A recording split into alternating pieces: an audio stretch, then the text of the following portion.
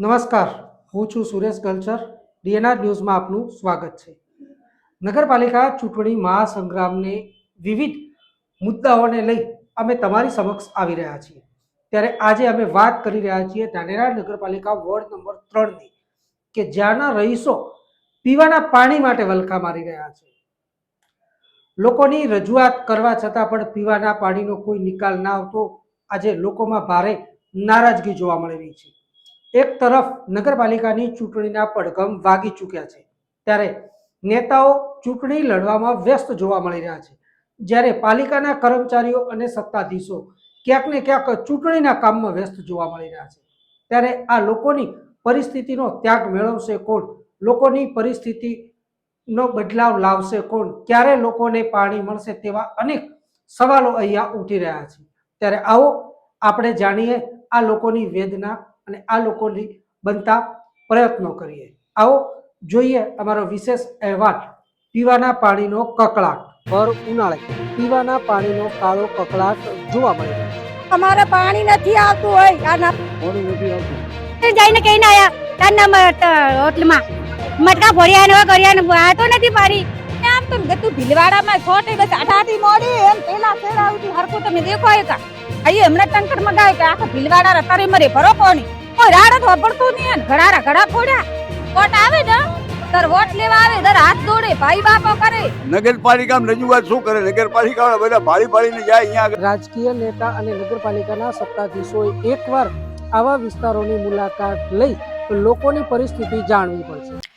બનાસકાંઠાના ધાનેરામાં વિકાસની વાતો વચ્ચે એક વરવી વાસ્તવિકતા સામે આવી છે. ધાનેરાની ભીલવાસ સોસાયટીમાં પીવાના પાણી માટે હાહાકાર મચ્યો છે.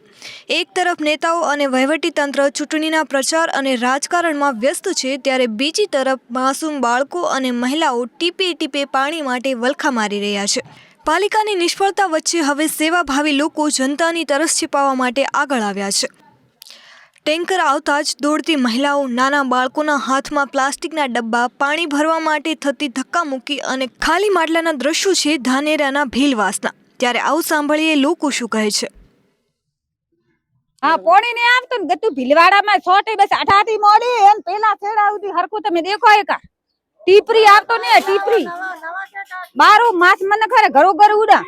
હા, અને વેતા તો લાવી લે આ ભાઈ હમણાં ટંકર મગાવ્યો કે આખા ભીલવાડા રતારે મરે ભરો પાણી તારે મેં પાણી ભરવા પેલા છેડાથી એઠા સુધી ઉપાડ રજૂઆત તો ઘણા લાવી લઈને થાક્યો. હા, કોઈ રાડ વાપરતું નહીં ને ઘડા ફોડ્યા તોય કોઈ દાડ જ નહીં લેતો. વોટ આવે ને તાર વોટ લેવા આવે તાર હાથ દોડે ભાઈ બાપો કરે. પાણી નથી આવતો અને એટલે મોડો પાણી આવે અને જરા સે પાણી હાલે.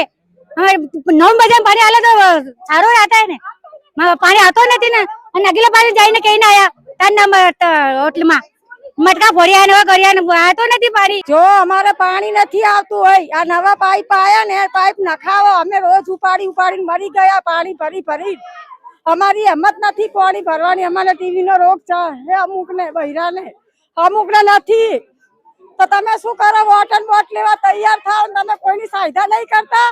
જરન તરા આવું હોય મહિનાના 30 દાડે તો ના હોય. તમને ટાઈમ સર કઈ નહીં આવતું. અમારા નવા પાઇપ જોડા હોય બધે આવી ગયા. અમારા ભીલવાસમાં નહીં આયા. પાણી નથી આવતું એનું શું હતું? 4-5 દાડા પહેલાથી 15 દાડા છે એમ તો લોકોને માજીરોને અહીંયા આગળ પાણી આવતું જ નથી. 12 માસ શિયાળો, ઉનાળો, ચોમાસો આજુબાજુથી બધા ભરી લાવે બાપડા. ગુણિયા ભરે. એમને ધંધે જવાનું કે બધું પાણી ભરવાનું રોજ. નગરપાલિકામાં રજૂઆત શું કરે? નગરપાલિકા બધા ભાળીને જાય અહીંયા આગળ શું નગરપાલિકાની રજૂઆત કરે? આ ગટર લાઈને આ ભરાય પડી આખી 12 માસ ભરેલી પડી રહે. એમ નદી હેડે અહીંયા આગળ આવે. હમણાં આ હુકોણું હોય આ 2 મહિનાથી એ તો 12 માસ એમ નદી ચાલુ જ રહે અહીંયા આગળ. ધાનેરાના આ દ્રશ્યો તંત્ર માટે શરમજનક છે. શું ચૂંટણી પતી ગયા પછી જ તરસ્યા લોકોને પાણી મળશે કે પછી આ રીતે જ જનતા અને સેવાભાવી લોકોના ભરોસે રહેવું પડશે? આ એક મોટો સવાલ છે. 8 વર્ષ બાદ ધાનેરા નગરપાલિકાની ચૂંટણી જાહેર થઈ છે, ત્યારે કહેવાતા રાજકીય નેતા અને આગેવાનો ચૂંટણી લડવામાં વ્યસ્ત છે, જ્યારે નગરપાલિકાના અધિકારીઓ અને કર્મચારીઓ જે ચૂંટણીના કામમાં વ્યસ્ત છે. પરંતુ અહીંયા લોકોની કોઈ પીડા સમજતું નથી.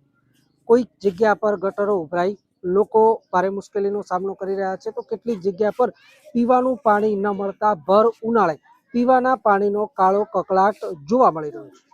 અહીંયા મહિલાઓ પાણી માટે ભારે મુશ્કેલીનો સામનો કરી રહી છે.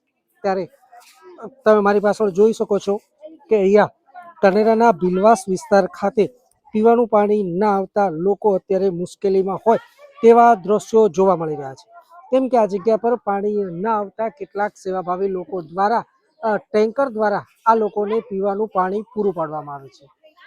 લોકોનો આક્ષેપ છે કે પીવાના પાણીની પાઇપલાઇનના કારણે અહીંયા પૂરતા પ્રમાણમાં પાણી પહોંચી શકતું નથી, જ્યારે લોકો અવારનવાર પાણીને લઈ ભારે મુશ્કેલીનો સામનો કરી રહ્યા છે. ત્યારે અત્યારે ચૂંટણીના માહોલ વચ્ચે પણ રાજકીય નેતા અને નગરપાલિકાના સત્તાધીશોએ એકવાર આવા વિસ્તારોની મુલાકાત લઈ લોકોની પરિસ્થિતિ જાણવી પડશે. નહીતર આવનારા સમયમાં નેતાઓને આ જગ્યા પર વોટ માંગવા ક્યાંક ને ક્યાંક મુશ્કેલ બને તો તે વાતને પણ નકારી શકાતી નથી. Suresh culture, DNR news, Dhanera. તો આપે જોયું અને જાણ્યું લોકો કેવી રીતે પાણી માટે હેરાન થઈ રહ્યા છે. લોકોએ પાલિકા તેમજ સત્તાધીશો સામે અનેક આક્ષેપબાજી કરી. સત્ય શું એ તો ભગવાન જાણે, પરંતુ રાજકીય નેતા અને પાલિકાના સત્તાધીશોને અમારી પણ એક રજૂઆત છે કે અહીંના લોકોને પીવાના પાણીનો પ્રશ્ન સોલ્વ કરી આપે અને લોકોની મુશ્કેલી દૂર કરી લોકોના દુઃખમાં મદદરૂપ થાય તેવી અમે પણ પાલિકા પાસે અપેક્ષા રાખી. તો આવા જ સમાચાર તેમજ ચૂંટણીને લગતી પળે પળની માહિતી માટે જોતા રહો DNR ન્યૂઝ ગુજરાતી.